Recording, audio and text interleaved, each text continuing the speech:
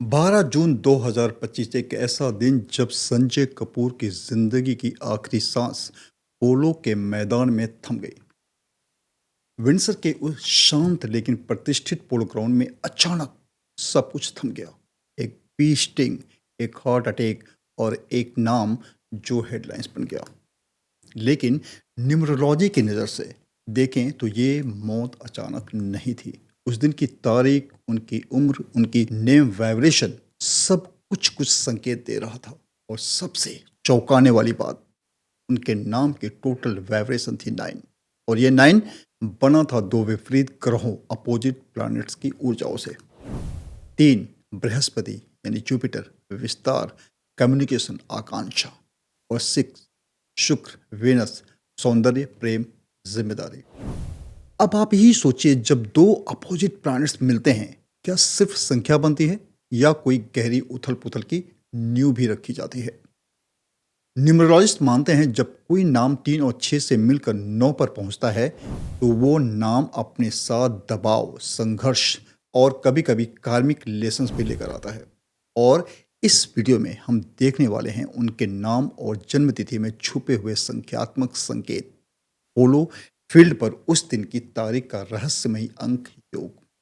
कैसे बेस्टिंग एक ऐसे स्पॉट पर हुआ जो केतु से जुड़ा है, और कैसे उनकी रनिंग एज और पर्सनल ईयर भी अंतिम समय के प्लानेटरी कोर्स को एक्टिवेट कर चुके थे। अगर आप न्यूमरोलॉजी में विश्वास रखते हैं या सिर्फ ये समझना चाहते हैं कि संख्याएं किसी की जिंदगी की डायरेक्शन कैसे तय कर सकती हैं, तो यह वीडियो आपके लिए है।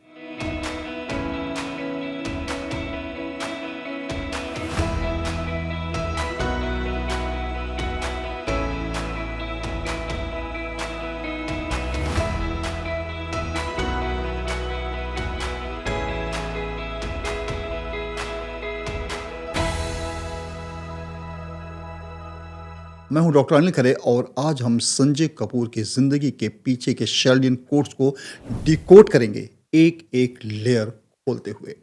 आइए अब थोड़ा और गहराई से समझते हैं संजय कपूर के जिंदगी में चल रहे नंबर पैटर्न को। सबसे पहले उनका नेम नंबर संजय कपूर का, जब हम शेल्डियन सिस्टम से योग निकालते हैं तो टोटल बनता है 36 और 3 + 6 = 9।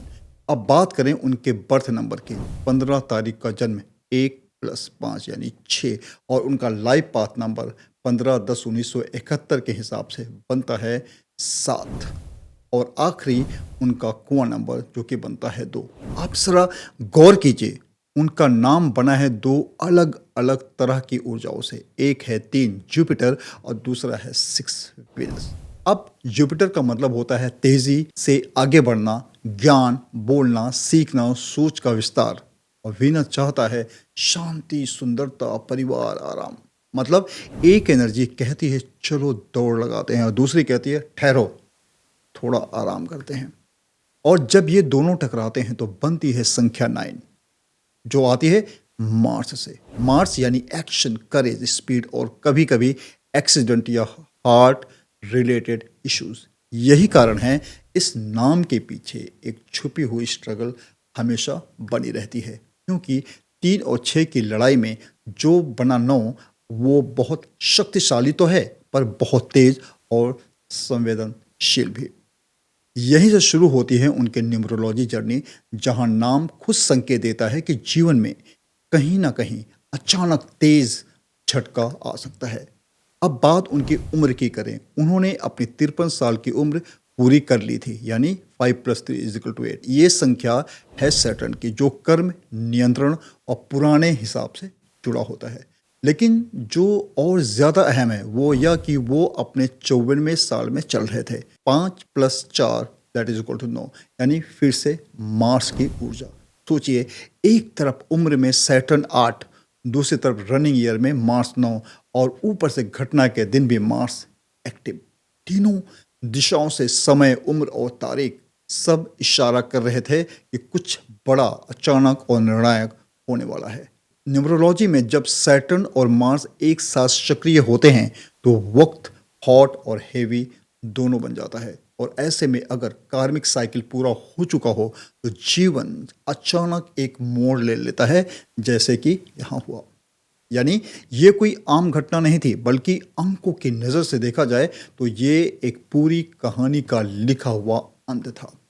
अब बात करते हैं संजय कपूर के पर्सनल ईयर एनर्जी की, जिसने उनकी ज़िंदगी के आखिरी साल को एक अलग ही रंग दे दिया था। उनकी जन्म तारीख थी 15 अक्टूबर 1971 और उनकी मृत्यु हुई 12 जून 2025। अब देखिए, पर्सनल ईयर निकालने का तरीका है date plus month plus current year, यानी 15 डेट, 10 मंथ और 2025 ईयर। अगर हम इसको ऐड करते हैं तो वो आता है 7 पे। तो 2025 में उनका पर्सनल ईयर था 7 और न्यूमरोलॉजी में 7 का संबंध होता है केतु से। अब यहीं से शुरू होती है एक बहुत चौंकाने वाली कड़ी। कहा जाता है कि मधुमक्खी ने उन्हें गर्दन के नीचे डंक मारा और शरीर का यह हिस्सा न्यूमरोलॉजी और ज्योतिष में माना जाता है केतु जोन, यानी सेपरेशन, आइसोलेशन और सडन डिटैचमेंट का क्षेत्र। सोचिए, एक ही समय में उनका पर्सनल ईयर चल रहा था 7 और बीस्टिंग हुआ केतु के हिस्से में। केतु का ये असर अचानक डिस्कनेक्ट की एनर्जी लाता है। अब इस पूरी घटना में देखें, केतु 7 ने ब्रेक लाया। मार्च 9 जो उनके नेम नंबर से जुड़ा हुआ है उसने क्लोजर दिया और सटर्न 8 उनकी एज 53 से आया, जिसने कार्मिक साइकिल को पूरा कर दिया।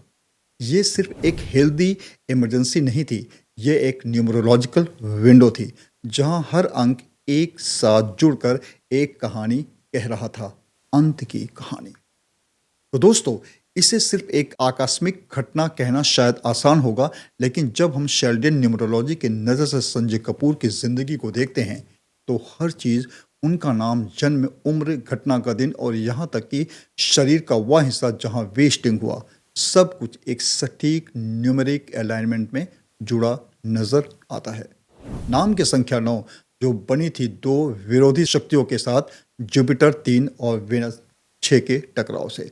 बर्थ नंबर 6 जो प्रेम और जिम्मेदारी का प्रतीक है। लाइफ पाथ नंबर 7 जो जीवन के गहरे अर्थ और रहस्य से जुड़ा है।